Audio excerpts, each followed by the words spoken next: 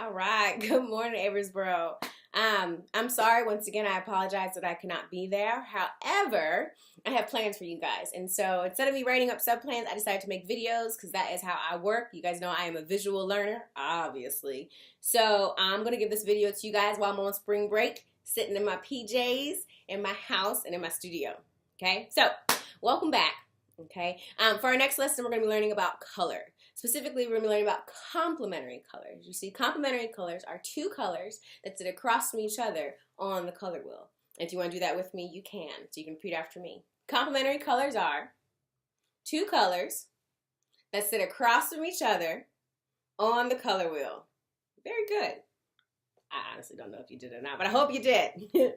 So for this lesson, we're going to do a name project with complementary colors in mind. Complementary colors, according to the color wheel, are red and green, yellow and purple, and blue and orange. Okay, different things can be designed a certain way because of the complementary colors, because they create contrast. Contrast is the difference between one thing and another. Okay, for contrast, if something is high in contrast, something is very opposite from its counterpart. For example, black and white, day and night, light and dark. Okay, in working with the color wheel to understand complementary colors, a set usually includes one primary color, like red, and one secondary color, like green. Okay, and when they're paired together, the two opposites make your eyes happy. So, what I'm going to do, I got my pencil, I have my sheet of paper. Your paper is bigger. It's like a 12 by 18 sheet of paper, so do not panic because you're looking at mine like, this is wrong. It's not. She knows what she's doing. All right, so the first thing you gotta do is put your name on it. Okay, put it somewhere small and light on the back of your paper. That way, if you mess up, you still got an extra sheet of paper that you can work with. Okay, so I'm gonna write my name and my class code, Miss Cleveland, P-4. I don't know whose lucky class that was.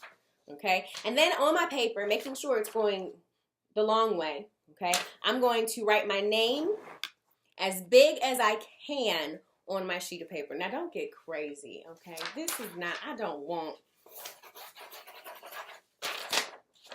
That ain't it, okay? I want you guys to take your time and print your name. If you have a really long name, like my first name is 9 letters, my last name is 9 letters. Regardless, you have to go ahead and plan it out. So I'm going to write my first name, my first letter, and my last one. Okay? Notice how I filled up the page, top and across. Now I just gotta make sure everything fits. Here we go. When I do this, I'm going to write, but I'm going to maybe even vary how some things go up, go down, and go over, okay, to make sure that my name can fit, right? If it fits perfectly going across and that's the way you like it, do you, okay? A small tip when doing this is to also draw lightly the first time. Do not make the mistake of drawing really, really hard, because then you're going to have to erase it. Okay, so I have my name here. So now I'm going to go ahead and I'm going to put a small dot on my sheet of paper, and I'm going to actually begin to trace around all of my letters. Okay. Okay, so you want to see that I went ahead and traced around that entire C.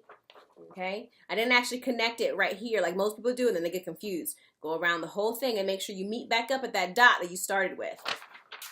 When I'm done with my eraser, I don't have any eraser, hold on. Leviosa. Leviosa. Ding. I have an eraser. I can go ahead and erase the inside.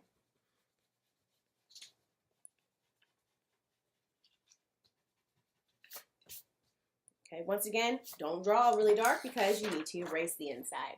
And so you can still tell, I was drawing hard so the video could catch my pencil, but after I erase the inside, I have this nice, beautiful bubble letter. I'm pretty old school with my bubble letters. I actually do block letters, means I like to keep the ends really straight, but whatever floats your boat. I'm gonna do my next letter, once again, put my dot up there, and then I'm gonna trace around the letter L. Meeting back at the dot, and then with my eraser, erase the inside. I'm going to do that the whole way across until I am all the way done, and then I'm going to show you guys how to divide your paper. All right, a little rough, however, it is done. So you can see that I've gone ahead, not super perfect, but I've gone ahead and made sure that I have bubble letters. You can still see the inside of my letters, but that's because, once again, I'll show you my example. Okay. Now I'm going to go ahead and need a ruler. I have the wand, but no materials. Okay. And I'm going to go ahead and draw 5 lines. First thing I'm going to do, with the pencil, I'm going to put a dot in the middle of my paper. Okay. Right there. And using my ruler, making sure that it's straight up and down, I'm going to match it with the top of my paper, match the edge. Okay. And I am actually going to draw a line straight down. And to make sure that you guys see this, I'm going to use my marker. Okay. So, got my ruler. Remember, I hold the L, hold it down really nice. Line it up. Draw my line. Straight down. That's the first one. Easy peasy, lemon squeezy. I got this. All right. Now I'm going to go ahead and take my ruler and I'm going to draw a diagonal line to each corner from that dot. Okay? So,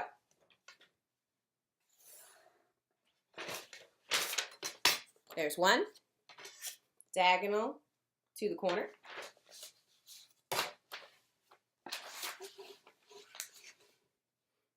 And I'm going to do that for all 4 corners. Okay, and this is going to help divide your paper up so that you can continue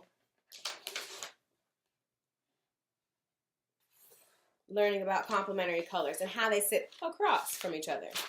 Okay, so at the end of the day, you should be left with, let's see here, 1, 2, 3, 4, 5, 6 circles. And that's good because it's going to represent the complementary colors 2 different ways.